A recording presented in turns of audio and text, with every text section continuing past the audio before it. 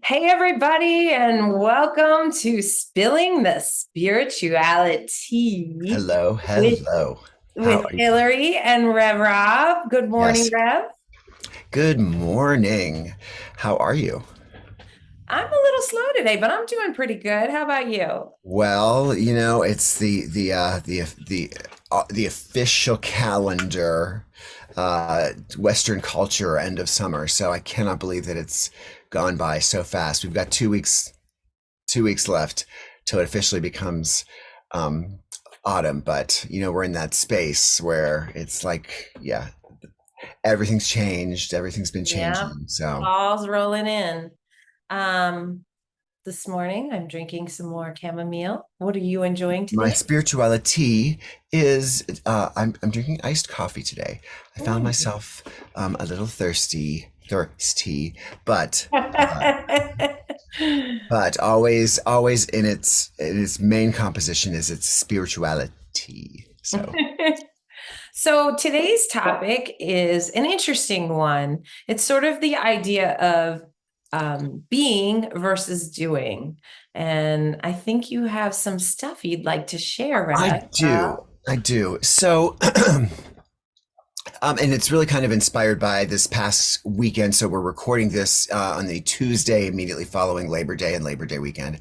And I was writing a blog for my blog, a post for my blog, and it was about. I was just paying attention to the language that we were using for the weekend and for today. So whenever we were ending our summer, which, frankly, I feel like we've been very judgmental in calling it the lazy days of summer. Lazy seems like a value judgment. And then, kind of saying that when you go back to work or whatever your activities are, to school beginning today, we always say that we're going back to reality, or, alarm rings and that's when reality starts. And it really, I almost took offense at the way that we've kind of um, made the idea of being. So summertime is our time to relax and rejuvenate and be some sort of incentive for the time that we're doing. So, you get so many work days and then you get rewarded with a vacation day. You do, and then you get to be. And I think it just really calls attention to how much we spend our lives in this Western culture valuing this part of doing. So much so that in many ways we've come to identify ourselves as our either chosen career or our job, either or. So, I am a writer, I am a manager, I am whatever we are. Um, those words, I am, they are indicating, they're calling forth a state of existence. And it's not that we don't identify with the principles of doing a certain task or embracing a certain uh, task, but we call ourselves that. So this being versus doing, I get very confused. I love being. I mean, I don't know about you, but don't we all love summer? Don't we all love time away? Don't people again rewarding, incentivizing our being? Don't we all look forward to our retirement where we can just be? Which means that, who are we when we are not doing? And I have found myself yet again, through a series of circumstances, in a place where I am, not in a full time employment situation, and I am carving out a, a gig life where I can be on my own. But in the meantime, it means that again, this is like the third time in my life, I find myself wondering, well, then, if I'm not this, if I'm not a pastor, if I'm not a communications manager, if I am not a performer, who am I? Who is the person that is existing in a world where all around him or her people are doing? And I love being, and I sometimes resent the fact that our Western world has set it up so that we have to do in order to be. It doesn't seem fair. And I think in the world it means when can why do we have to be allowed to be? And how can we embrace this idea of being in our day-to-day world? And it gets confusing. I don't want to how do I be me without a job or without a career? Right, right. And this is a massive. I think about this a lot because also we're a little alternative, in the way we live, and I have always scratched my head about this because our society applauds the more that you have on your plate. It's almost like when you have a conversation with someone, it's like, oh, what are you up to? I'm doing this, I'm doing this, and then I Mhm. had to do this, and it's like we almost want to show each other, I'm more busier than you are, Right, right. Exactly. and when you're not as busy, I mean, first of all, let's just say right here, we are called human beings. We are not called human doing. Yes, true. So true. But, when we are just being, it's almost frowned upon. Mhm. But I think it's true what you say, in summertime, we're allowed to be more, possibly because that's how the school year runs, and kids are off in the summertime and Right. whatever. But it's very challenging not to feel like guilt yourself, like, well, maybe I should be doing more, well, look, this person's doing this and this person's doing that, and I'm like hanging out and enjoying myself. Well, it's tricky. And is that where you find yourself right now? I do. I do. And so, and then kind of the added part of this is that, I know a lot of people that say, oh, well, if I wasn't working or if I retire, I'm going to, I'll be so anxious because I have to be doing something. I really have to accept the fact that I enjoy, kind of doing nothing. Or if, we break down our language so much in metaphysics, but I enjoy doing no thing. I enjoy doing no one thing. I like uh, leisurely life. Now, detractors are going to say, well, of course, everybody likes to be at leisure, but you can't be in your real life. Yeah. But why not? Like, this is a paradigm Right. that we created. Right. So I feel like I feel burdened with the guilt of like, not only am I not as busy as some people that I know, but I don't really want to be. And yet, life as I would, I also like, good things, and I like to do stuff which require all of the traps of doing. So, like, I don't want to necessarily work like crazy. I've never been ambitious. I moved to a city, many years ago now that is an extremely ambitious city. So, Right. I've never been someone to like stay till 9 o'clock at night at work or, Right. so I'm trying to fit myself into a world where it doesn't seem like wherever you go now, especially, uh, it's valued. Yes, I agree. No, it's true. And I think also, Rob and I live in the Washington metropolitan area. And it is the Northeast is pretty intense. There are parts of the country that I have noticed where people take it a little bit easier. People work less hours. I know, I went to Colorado last year and it was a totally different vibe than what it is here. It was more like, people say, do you live to work or do you You work work to to live, right? live? And I felt like the people where I was in Colorado, which was like Boulder and out that way, they more work to live.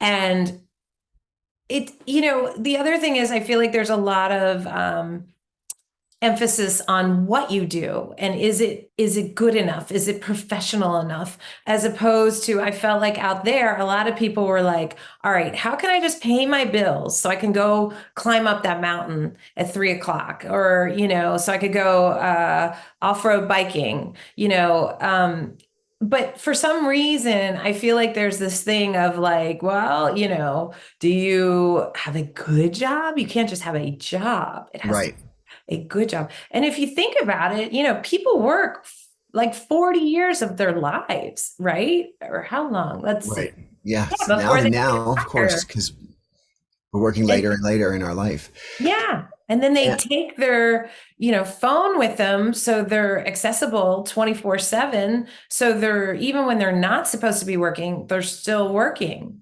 It definitely feels off and wrong to me. And I feel like as change agents that I kind of feel like light workers are, um, we have to be the ones who, step out and show people that it's okay not to be so busy. In fact, it's brave, because when right, you're not busy, you're with yourself and you right, learn who you are. When you're so busy all the time, you never know yourself, going right. from I one thing mean, to the next. yeah, totally. I mean, I also feel like, well, I'm an introvert too, so it's like I can take that time up, by myself. But like you said in Colorado, that fascinates me because it's like I think we're also then kind of strapped with this idea that we have to be some sort of contributing members to society, but not in an organic way, but in a way that continues to advance the movement of our Western culture forward. Bigger, better, faster, stronger. What you're describing in Colorado sounds beautiful. Like, okay, so I can go to this job regardless of what it is. It's a clerk at a store, or I can be a temp somewhere, or I can just I can be working in a corporation or small business. But in the end, I can love that because I know that at 3 o'clock I'm going to go on that hike because that's all that's important to me. So I feel like that's contributing to our society in a completely different way, which is being an example of being, of knowing that it's getting there and just being okay and at peace and relaxed with who we are in Right. those moments. Yeah, because I always think about this, that everything should be in balance, and we're in a culture where work is like, 80% of a person's day. And it doesn't, and, I believe that all that overwork is creating a lot of mental issues, depression, anxiety, things like that. So the more balance, the more work play balance that you have, I would think, you're calmer. I wanted to say something about this from a parental point of view. My kids are grown now, but there was a pressure when I was raising kids, about the activities that they were in. And there was this thing that, as soon as kids got out of school, they went to this practice or this practice, and moms were driving and dads were driving everywhere, to get their kids on time there. And for me, luckily my husband was cool with this too. I never understood why we would pile on so many activities on these kids. We're teaching them from the jump that they need to be busy. And so they don't really get time to figure out what it is and who they really are and what they gravitate to, because they're being taken to football practice Right, and they're being taken to a study, those learning centers or right, whatever, right, and all of that. So I chose raising kids to only allow each kid to pick one extracurricular activity, like the old days, like what we did in the old days. And, I remember a lot of moms probably judging me because so how did that we would feel? have those lazy days at the pool in the summertime, and we would, I remember sitting outside in my court and watching them ride their bikes and play around, but there was not this schedule, which I believe contributed to more ADHD and ADD, which I feel Sure. like in some ways is, some people almost brag about that. Well, I have Right. ADD, so I have to stay busy. Well, which Right. came So, first? so specifically about that, when you talk about ADHD, you're talking about attention deficit disorder, as if, like you said, when you're trained at the jump, to have to uh, teach your kids, or you're supposed to have to teach your kids to do this and this, and then when they get out into the world, if they can't, then they're considered having poor time management skills. But why? That the ADHD part comes from our world that has to divert our attention to a million different places. Well, who can keep their eye on so many balls? Right. And that becomes overwhelming. And then what happens when you don't? have any of it. Like, if it all goes away, if you're hurt, if you are sick, if you have to just deal with life, if you're let go from your job, and suddenly all those things that pocketed your life are gone, you have to be with yourself.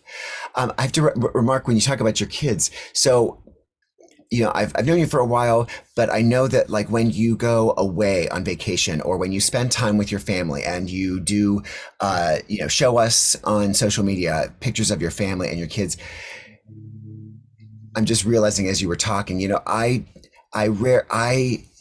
see you as that family being in whatever space you are. If you're a family going on a hike, if you're family doing the family project for a week, like I'm never hearing like, well, I mean, aside from your kids, of course, making milestones, your perspective is always when I'm with my family. It's just we just picked ourselves up as a unit and put ourselves on the beach, and this is what you're seeing a picture of. Like that's it. So I'm not telling you, well, she had to give up this and go on vacation from this high level, whatever, where, your daughter is and your son is doing this, this, and this. And so he's, when you're all together, it doesn't really matter. You're a beautiful family unit of being. And I think that really comes across that that's a value that you've had to, claim for yourself. So, Thank you. Yeah, definitely. And I definitely think over the years, I felt judgment about it. I was always the, hippie mom who kind of did things a little differently, but the payoff is great because I'm watching a 25-year-old and a 21-year-old now navigate their world, and they know how to shut it down, and they know who they are, by giving people downtime. That was how my daughter learned her love of horses. That was how my son learned how to create music and make his own music, sitting around in the basement playing with different instruments and recording all that electronic stuff. mhm. Like, I don't think they would have learned that if I decided who they should be, Right, and right, it's a real lost art in humanity that I'm not sure many adults know who they are. And the only way to know who you are is to be, right. right?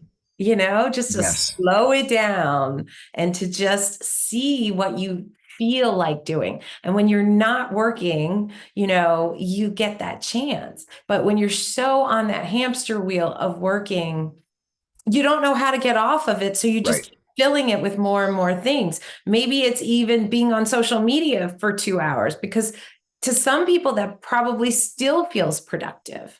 How many people can sit, I like to sit by my creek and just hang out there. I don't have stimulus. I'm just sitting there. The creek is the stimulus, the birds, whatever.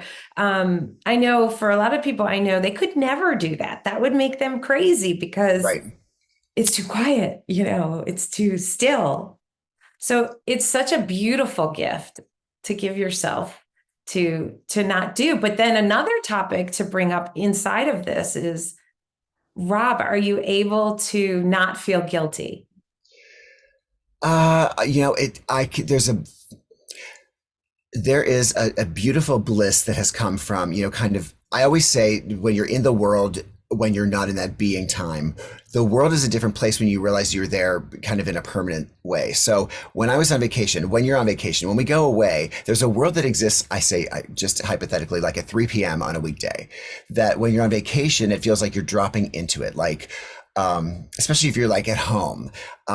So you go, maybe you have off of work to go to an appointment, and then you got to go to someplace else, the drugstore or the supermarket or something. And so people are living their days there, but there's also a lot of people that are not in their quote unquote jobs at that time. And you start to look around and go, well, I never get to see 3 o'clock in the afternoon because I'm in the office, but who the heck are these people?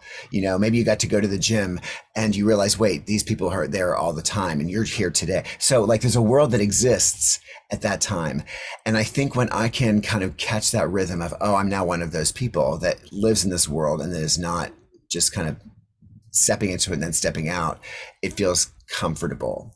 But I think it does encourage me, and I think everybody, to just to answer that question: who are you without these things? And do we realize that we don't need to have, I think on a spiritual level, then do we realize that we don't need any of it? Like, we, even if we engage in a spiritual practice that says, I'm going to have a meditative practice every day, right? So that means I've got to, we got to do something every day for 3 weeks before it attaches. And we're now doing that, that ritual or that practice.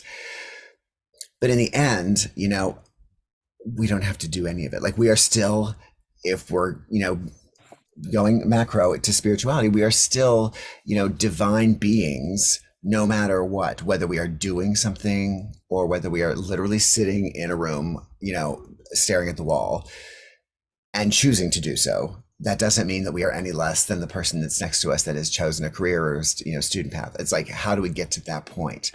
And then it becomes a choice. Then I don't mean to speak for other people, but like, if I can get to that point, then it becomes my choice. What do I want to do now that I've sat here being, now that I've, known myself? What does the self that I now know as me want to take action in and do in the world? So, can I stop feeling guilty? We all know guilt is a very learned and programmed emotion, and response to life. I think there are ways that I can integrate, being and doing, which ultimately I think is what we want to do. So for the most part, it doesn't sound like you really feel a lot of guilt about it.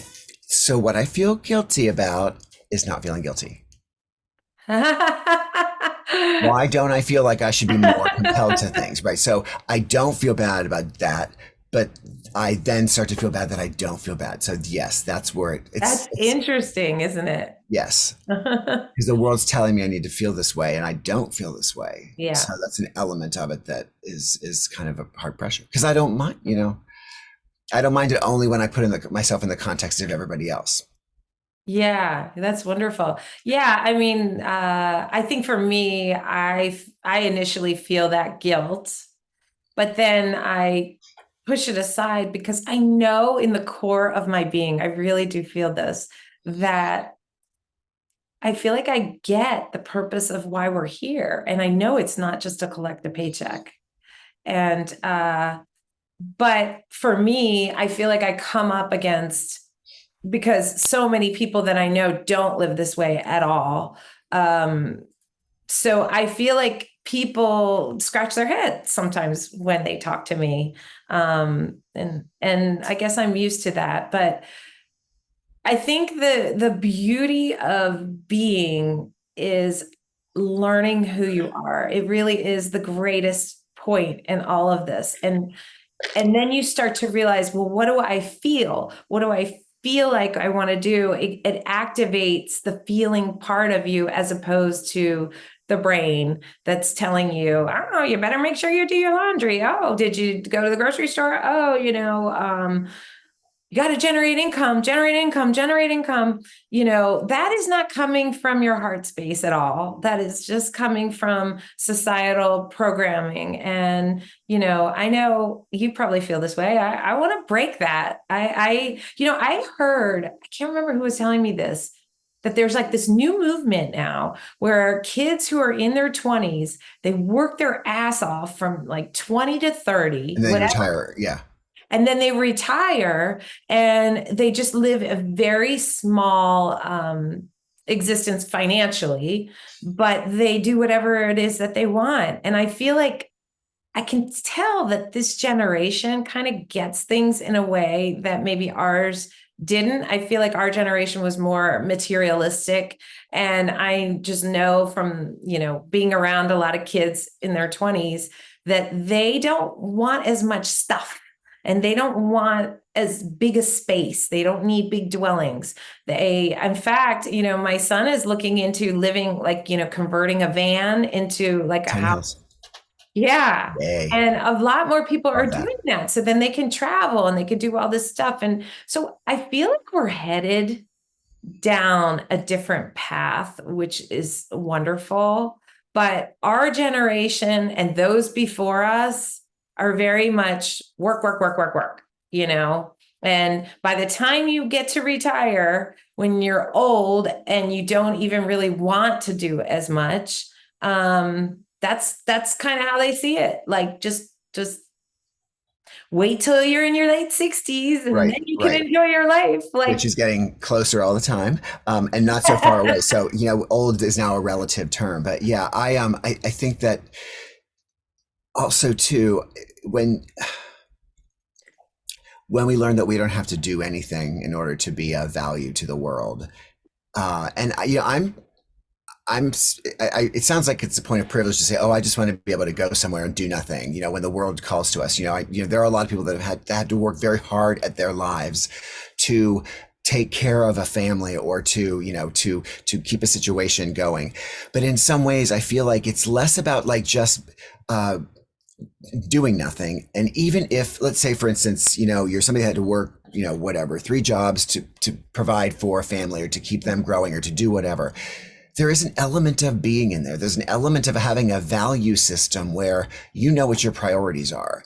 So it's not as much as that you're working in the corporate grind as much as you are working in the world to provide a situation of existence for your family. And so you've set that priority. And so that is a way of being, even if you are technically, busy, or the schedule's filled. So when I think about the Colorado example you gave, how is it organic in our lives, or how are we paying attention to why we are doing what we're doing, why we are busy or not busy. So we can be in that state, and have a lot of activities, but it's a matter of the mindset of why we're doing it. Are we doing it to, be that cog in this wheel of kind of, capitalistic, materialistic progress, or are we doing it because we've set priorities for ourselves, and that's what it is, and we can it doesn't affect who we are. We are,